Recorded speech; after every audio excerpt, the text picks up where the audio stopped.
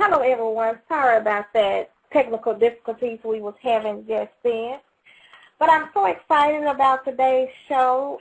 Today is the last day of the work week for most of us, and I know that it has been a long week for a lot of us here in Memphis. We have had rain most of the week, so it's been a long, wet, cold week for us.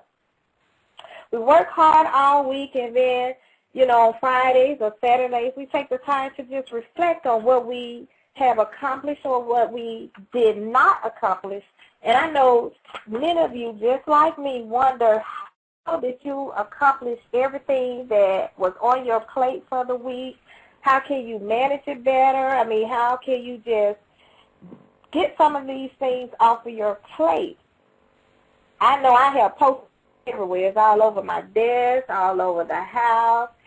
And even my BlackBerry, it is full. I use it to the fullest. I utilize my BlackBerry for notes, emails, whatever it can hold, I use it. But tonight I'm just honored to get a chance to speak with a leadership/strategic management guru, Ms. Karlyn D. Henderson with Poimena Consulting, LLC. Ms. Henderson, are you there? I am, Pamela. How are you doing? I am well. I thank you for signing on today and speaking with us and going to share your knowledge with the listeners and giving us an update on how we can manage our time more strategically. So how's it going in your neck of the woods? Well, I am in hot Atlanta, and it is hot, but we're doing well and drying out. I was just about to ask that, but it's nice to hear that it's hot in Atlanta because we know that recently you guys was pretty much like us. Well, we don't have flooding but we had the rain, and you guys had rain and flooding. Yes, unfortunately, a lot of people were affected with the weather, flooding. But the government has stepped in, and they are working with the various families to make sure that they have a dry place to stay. Oh, that is good. Well, that's anything positive about the government nowadays is great to hear. Indeed, indeed. Well, my computer is really acting up today, so you guys have got to excuse me. And I was going to do a brief introduction about Ms. Henderson, but I'll just allow Ms. Henderson to give you a little background about her organization, and what she has going on with her business. Okay. Thank you again, Pamela, for allowing me to be part of this series. I'm really appreciative of being here and talking to your listeners. Again, my name is Karlyn Henderson. I am the managing principal of Poimena Consulting. We are a people development consultancy. We serve individual leaders, teams, and organizations with organizational effectiveness consulting, leadership development, and mentor training solutions. So we definitely are a company about people and helping them grow to the next dimension in their leadership level. Specifically, we teach, lead, and guide leaders to understand and live leadership principles, encourage cultivation and caring about people, help leaders to achieve success in their leadership roles, and most importantly, prosper in life. It's important to be a great leader, but truly it's important to have a balance in your lifestyle so that you won't forget your family and your friends and personal time. So that is something that is very important to Poimena Consulting.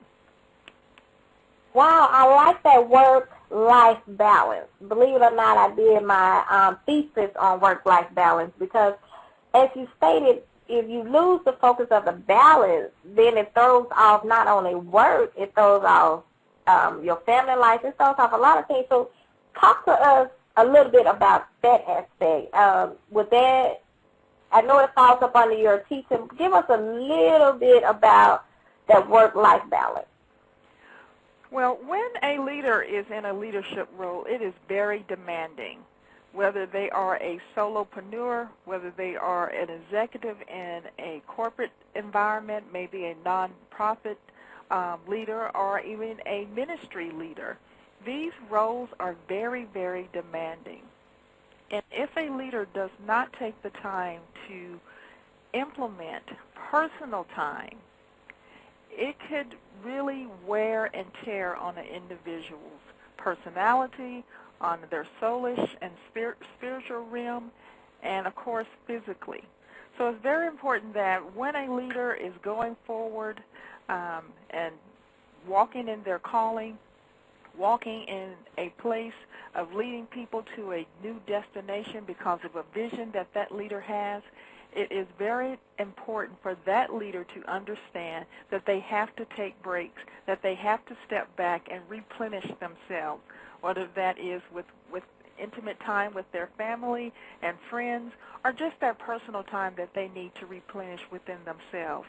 That is so important and key, that a leader does not burn out, does not become exhausted where they are ineffective and cannot lead anymore, because the followers will be lost, and we do not want that to happen. You're absolutely right, because the purpose of leaders is to lead, and if they are ineffective, then the team will be ineffective. So I've been reading a little bit about you, and I noticed that in part of your bio you talk about, or in a program, one of your programs, you talk about 7 steps to strategic success. Am I reading that correct, or help me out with that? Yes, I believe that there are 7 key strategies for a leader to live. That is very, very key and foundational for the success of a leader. Do you want me to go over those, or? Sure, let's take them one by one, because we already, we touched on the work-life balance, and if they are not balanced, they'll be ineffective. But even with being balanced, there could be some ineffective. So I know that these 7 steps, am I correct, will help? Okay. So let's talk about give the listeners a little bit about those 7 steps. So one by one, let me know what we can do. Okay. The first leadership lifestyle strategy, and I call them a lifestyle because it's not something that a leader puts on and puts off. It has to be part of a leader's lifestyle, whether they are leading or they are in a relaxed state. It's very, very important for that leader to live these various strategies. I believe that these are key for any leader to be effective. One of the first leadership strategies that I usually recommend is that a leader must have a voice. What is it that you have to say? What is it that you are directing your followers, whether they are employees or volunteers or members of an association? What is the voice that they need to hear for direction? What is your voice? What is it, the key thing that you often say that you want people to follow you with? That is key. A lot of people have not clearly defined their voice and really know what is it that they want to say. Sometimes it's not clear, the message may be muffled, but I usually encourage leaders to determine what is your voice. I'm listening. Okay. I didn't know if you wanted to comment. I was going to give you a moment to do so. Go ahead. Okay. I didn't want to throw your flow off because I'm over here taking good notes because I must have a voice. Very good. The second leadership lifestyle strategy is vision. Now that we discovered what you should be saying, now we need to discover where you are going. That is also very key for a leader to understand where is the destination of our journey. True, we may not be there today, but where are we going? What is the future like for this organization, for this business, for this ministry? That is the second key strategy. understanding what is your vision. Okay, I'm going to stop you on number 2. Let me interject on number 2. So our vision, is that a shared vision, or is the leader the only one that is deciding on the vision, or is it a collaborative effort? It could be. Go ahead. It could actually be twofold. Okay. And it should be twofold.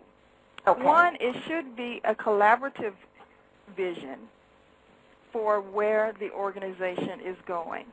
And you do have to have input and support and collaboration from the team members and the organization in order for the vision to go forward. So that is a very important point that you brought up. But also, it's important for that leader to have their own personal vision so that they know where they are going. So there are two different visions. There's a vision for the leader individually, and then there is a collective and collaborative vision. Okay. Okay? Yeah. Where are we? Number 4. 3. 3, okay. So we have a voice. We must have a voice, and now we have our vision, but we talked about there's 2 different visions. There's a personal vision, and then there's a collaborative vision. Correct? Correct. Okay. Okay. So our next point is a mission. Who are we? What is our purpose? Why are we here? That is a foundational lifestyle strategy that a leader should have. And again, as you just mentioned, it should be twofold.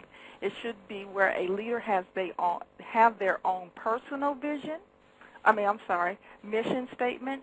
What is my personal mission? What am I about? How can I go forward? And then there is a mission for the organization that they lead. Those 2 mission statements are very key and very effective in communicating to those around you as to where you are going and what you are doing. Okay.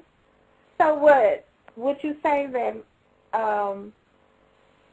maybe the personal and your personal mission and your organizational mission, I know that there are 2 different aspects, but will some of it be aligned or work hand in hand with each other, or they're just 2 different separate thoughts and missions?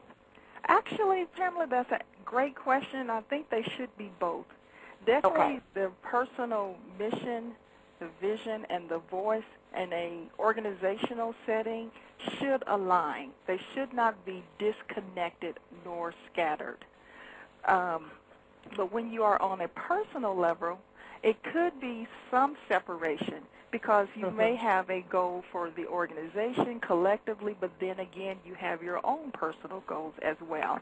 And that's very key for a leader to be able to distinguish, because you should not have a voice, a vision, and a mission as a leader just for the organization or just for the leaders themselves. You should have them 2 together, and they should align to a degree, but then they can be separate. Okay. A leadership lifestyle strategy number 4. That is the heart of a person or a leader. What do you care about? What are your values? What are your foundational beliefs? This is very important for a leader to know. What do you care about? Regardless, again, if you are a corporate executive, a minister in the church, or the head of your household, you should know how your heart reflects what you believe. And the people around you should know what your heart is. They should be able to identify you based upon what you believe and what your values are. There are different type of values that people should have. I usually recommend that Again, you should have personal values, and then you should have organizational values. And they will vary from person to person and from organization to organization. It could be different things like trust, financial gain, caring, ethical practice, responsibility, loyalty. Those are just some examples of what is important for a person to care about. And again, there is no one set group of values that are more important than any other. It just depends upon the individual and the organization, and it all, again, aligns back to the voice, the vision, the mission, and now the heart. Okay.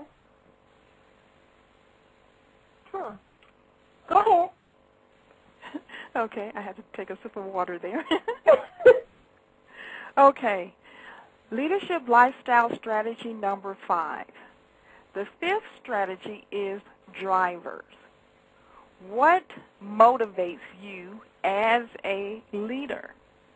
Most people do not sit down and say, what gets me going? What revs me up? What is my passion? That is a driver. And again, that is the 5th leadership lifestyle strategy that a leader should identify within themselves. Because just as it is important to identify what your driver is, it is important to understand what your demotivator is as well.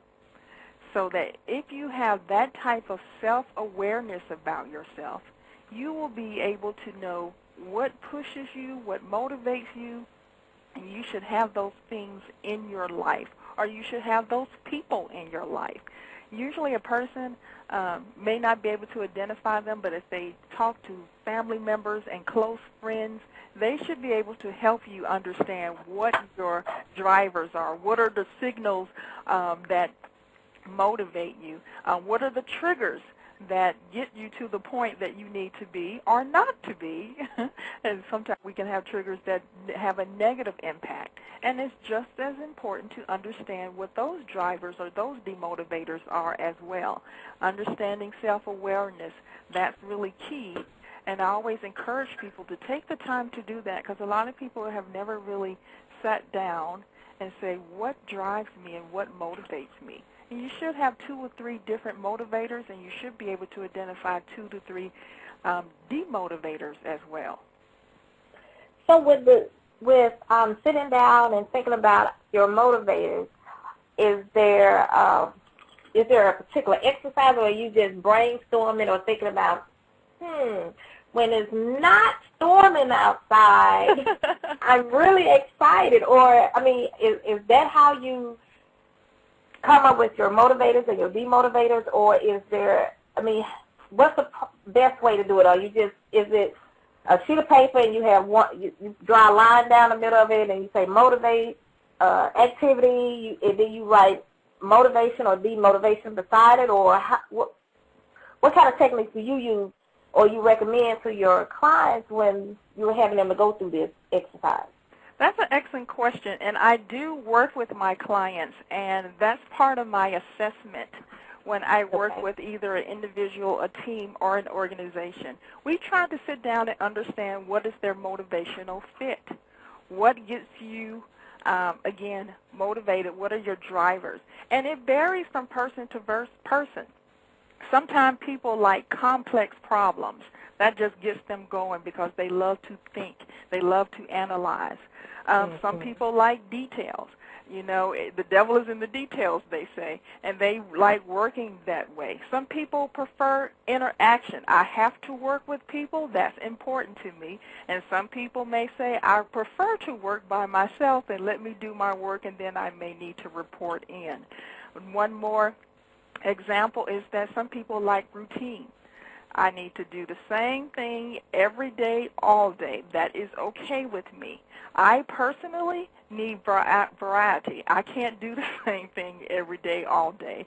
So I know that about myself. I have that personal driver. I need variety in my life. So those are just a few examples, again, that I work with clients to help them to identify what those drivers are. Again, bringing self-awareness as to who they are, beginning to define some things for themselves so that they really can be that effective and productive leader. Okay. I'm going to have to sit down and think about that myself. I mean, you know, you think you know, and then you're like, oh, no, I'm not really a team player. But if you had made that self-assessment, you would already know that instead of, you know, just going into something blind. So I like that the way you said that, the drivers, the motivation. So, okay. Okay. Excellent. All right, well, let's look at leadership lifestyle strategy number 6, and that is knowledge. How self-aware are you? And that's almost kind of a combination of everything that we've talked about thus far. And again, self-awareness, what knowledge do you have about yourself? Do you understand your personal identity? Do you have clear understanding of your roles and responsibilities? Do you know what your level of accountability is to yourself and to people around you? Again, having that knowledge about yourself. A lot of times I speak to individuals who are in leadership roles, again, maybe as a solopreneur, maybe a minister in the church or a corporate executive, and they have the title. They know their title, but they may not know their responsibilities.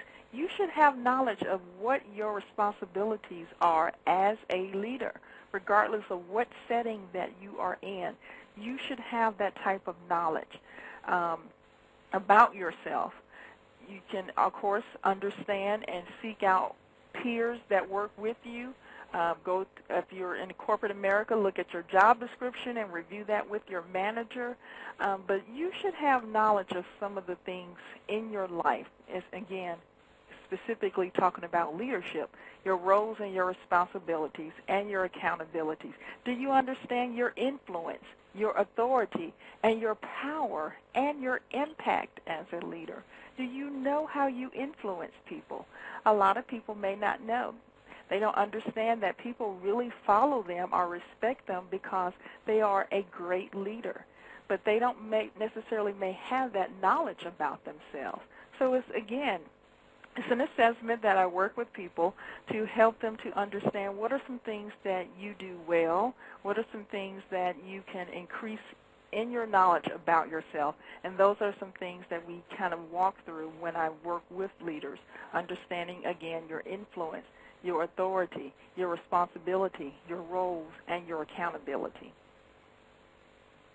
I know where, and on my job, we do surveys of the executives or the leaders in the organization. Yes. So when you're doing the self-assessment about the knowledge and how their subordinates follow them or what they're good at, do you get feedback from those that they work with, or no, or is it just what they're thinking, or should someone do that? Actually, it is both. We call that the 360 feedback, or sometimes it's the 180 feedback in the assessment package that I work with when I work with clients. A 180 feedback is where the individual take assessment of their specific knowledge of themselves, and then the people who report to them.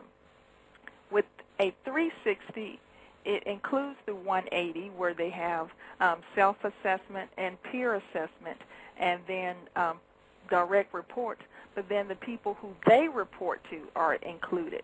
So again, they can gain knowledge and to see what people are looking at, what do people see projected from them, what are they reflecting, and they gain knowledge that way as well. So that is an excellent question, and they really do use that in corporate America. But it can be used in any, and should be used in any setting. Again, people need to know how they are perceived in the eyes of other people. Okay, thank you for answering that. So now let me just go back because we're almost to number 7. Well, the next one would be your the 7 lifestyle strategy. But you informed us that we needed to have a voice, a vision, which the vision can be twofold. There's a collaborative vision and a personal vision. Then there's a mission of who, what, and why, pretty much of what you want personally and for your organization. Then there was number 4, your values. 5, we talked about motivation. And then 6, we talked about knowledge. So it'd be very interesting to hear what number 7 is, because I'm trying to figure out, okay, what else could it be? We have a voice, we have a mission, we're getting to know ourselves, we know what our values are, we know how to motivate, what motivates us. So what could it be? I mean, what else is there to do or to make sure that we have within our strategy? The last and final leadership lifestyle strategy is role, understanding your role. Now, I know we mentioned that a little earlier in one of the lifestyle strategies, but this role is a little different other than the role of your job. This is the role that you have within your family, your workplace, and your community.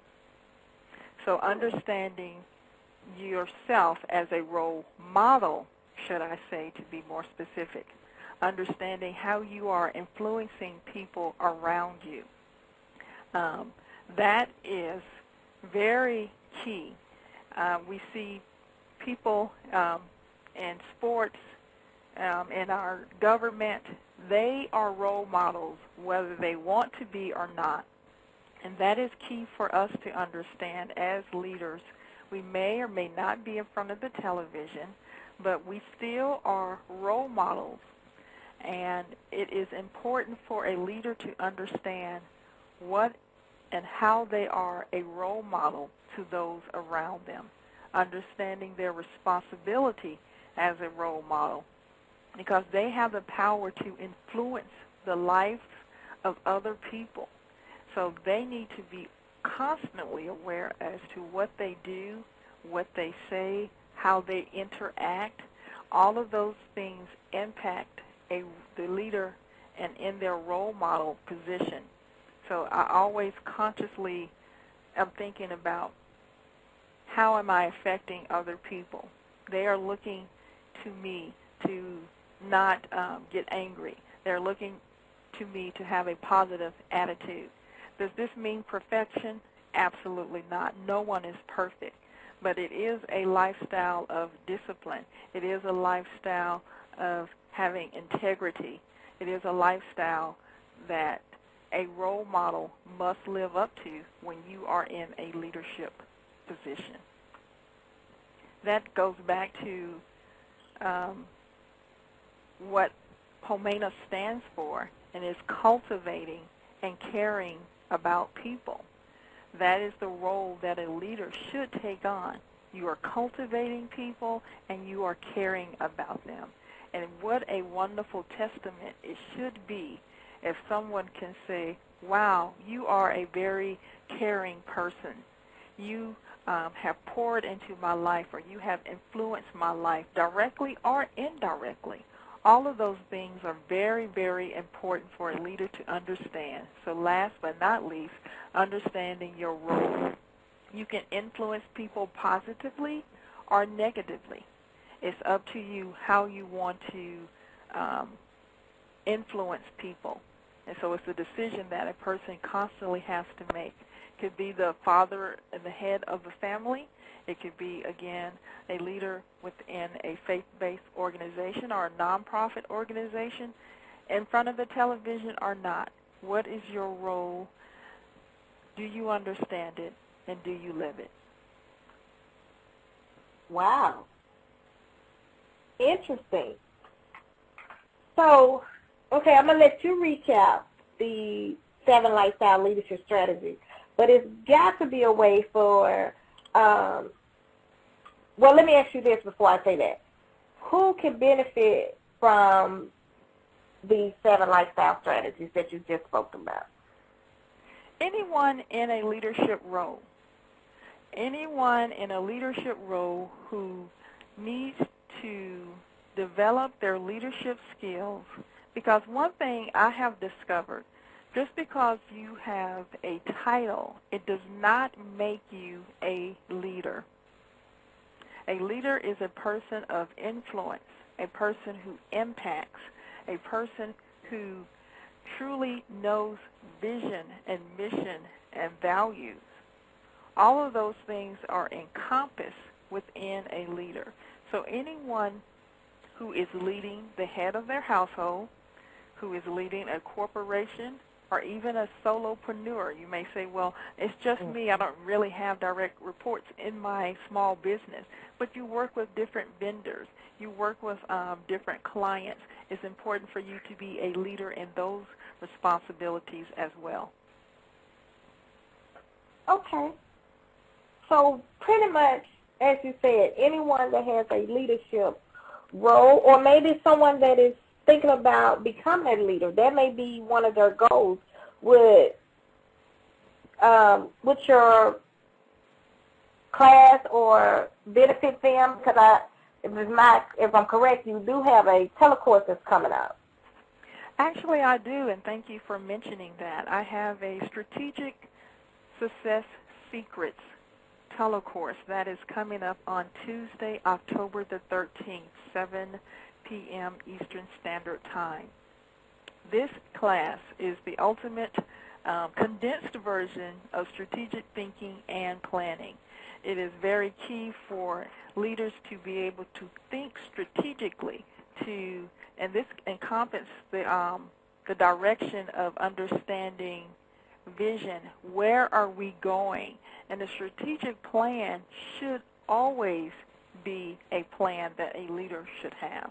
They should always be conscious of what is going on around them in the community, within politics, within the law. All of those areas are very important that impact a leader's life directly or indirectly. But it's always important for them to have a strategic plan. Within that class, we will review several things. We will discover what are the 7 myths of strategic planning. Identify what are the 3 actions that you can expand your strategic direction. Also, we'll be implementing the 7 secrets of strategic success. That's very important. And we'll execute the 4 steps of developing a strategic plan. So often I interact with different clients and I run across different leaders and different forms of organizations. And I'm ultimately surprised that they kind of wing it, that they move by the seat of their pants and they kind of go to and fro based upon what opportunities come their way or based upon what opportunities may not come their way. But it's very important that we stay focused as leaders, that we have goals and objectives that we meet by specific timelines. So it's very important that they have this plan in front of them to say, okay, this is my financial plan. This is my customer service plan. This is my marketing strategy. All of those plans come together to help an organization know their direction, remain focused, and to gain understanding and profitability. That's really key as well. You want to profit in your organization. You want to increase as much as possible. So a strategic plan will help them do that. Okay. Sounds pretty good, but how can they sign up for the telecourse? How can they get more information about you and your company? Give us some information to find you and the course. Great, thank you. They can go to my website, Poimena.com, and that is P-O-I-M-E-N-A, www.Pomena.com.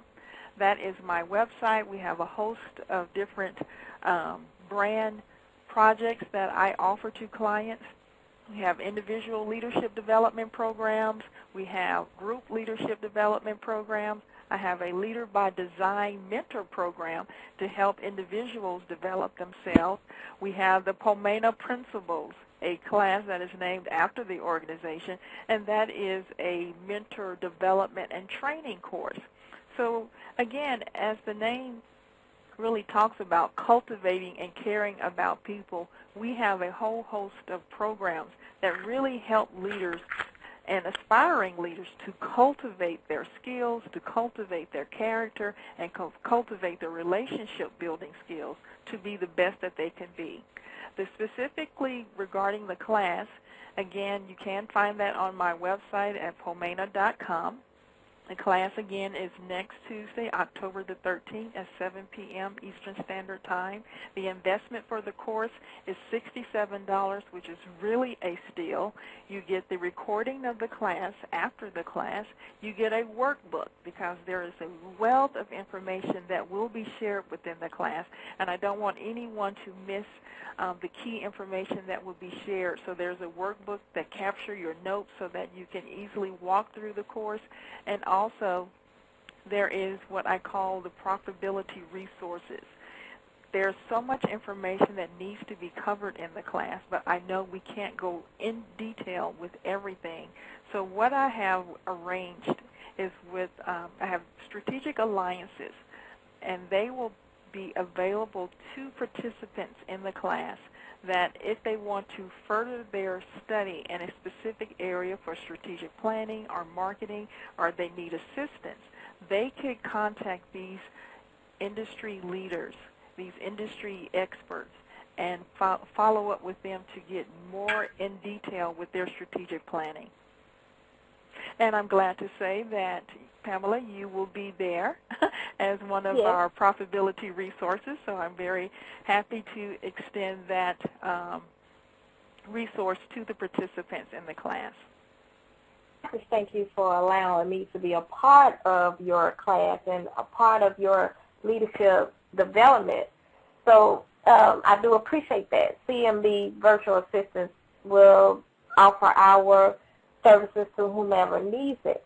But we have 5 minutes before the show is over, and you have given the listeners a wealth of information and 7 great strategies that they should live. It should be a lifestyle, a way of living. But give the listeners one last tidbit or something that they need to know, just one of those aha, she is absolutely right type of moments. You know, there are certain things that you know, but until you hear it again, you're like, aha. So give us one of your ahas or something that a leader should think about or even incorporate now. I mean, I know we got the 7 steps, but that takes time, and there are some worksheets, and there are some, procedures that you got to go through. But what is something that they can do, or is there just something that you want them to take away from this call tonight? One thing I would love for the listeners to take away is that leadership development or leadership is not automatic. Just because you get the role and the title of leader and now you have responsibilities, it does not make you know automatically how to be a leader. And that is my passion, to help people to bridge the gap as to where they are today and where they need to be tomorrow. People always ask, how do I know if I need leadership development? A couple of key things that a leader should ask themselves, and some of the things we have already reviewed in the leadership lifestyle strategy. A lack of vision or a lack of an unclear vision. If there is high employee or volunteer turnover, if you look up and you always have to have someone new to help you and assist you, that could be a sign that you need leadership development. There is, again, no or a poor strategic direction. There is undefined roles and responsibilities. Perhaps there is no clear metrics to let you know if you are being successful or if there is even failure within the organization. Ineffective communication, that is always a sure sign that leadership development is needed. Perhaps there is poor implementation of technology. Today we have to have technology to communicate with our followers and our employees. If you do not have the skills to make great decisions and you look back and you say, you know, that wasn't a good decision, and I find myself that I'm constantly making poor decisions, or the inability to solve problems, and these challenges, same type of challenges may come your way over and over again. These are just a few of the signs for leaders to recognize, to look in the mirror and say, you know what, I need a leadership development plan. Or perhaps our team needs a leadership development plan, because these are some signs and some indicators to let us know we are not functioning or operating in a place of excellence or efficiency or effectiveness. So those are, again, that aha moment that people really should sit down and examine.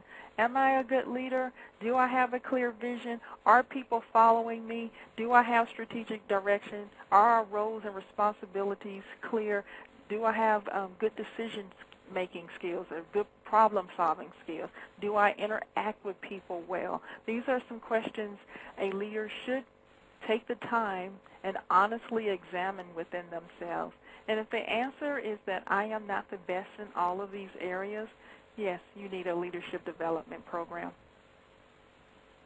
Wow, great. Well, I do appreciate you stopping by Soul Searching tonight, because I do believe that the listeners on the call tonight have some things to think about of searching their soul about their leadership abilities.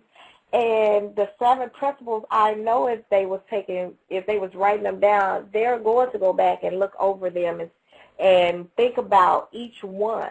So I really, really do appreciate you coming back tonight, Karlyn, and sharing with us about Poimena Consulting, LLC, about your programs and how you help leaders develop to be effective and efficient leaders. So I really do appreciate that. And you know, the invitation is always open for you to come back.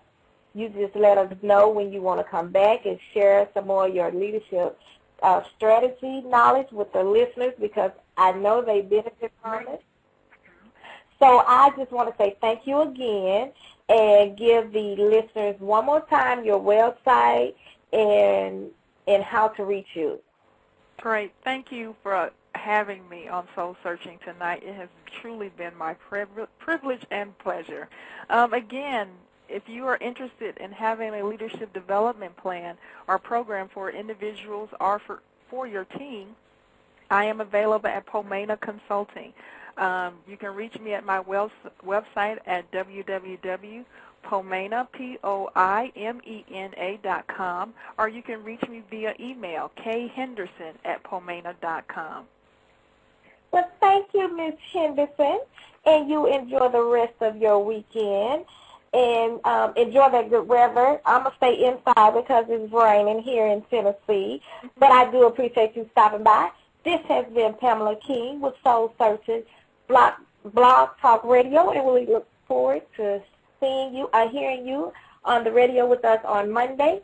This coming Monday, we'll be talking about domestic violence. So tune in at 8 o'clock Monday to talk about domestic violence. October is Domestic Violence Month. We do appreciate you, and remember, search your soul. Have a good night.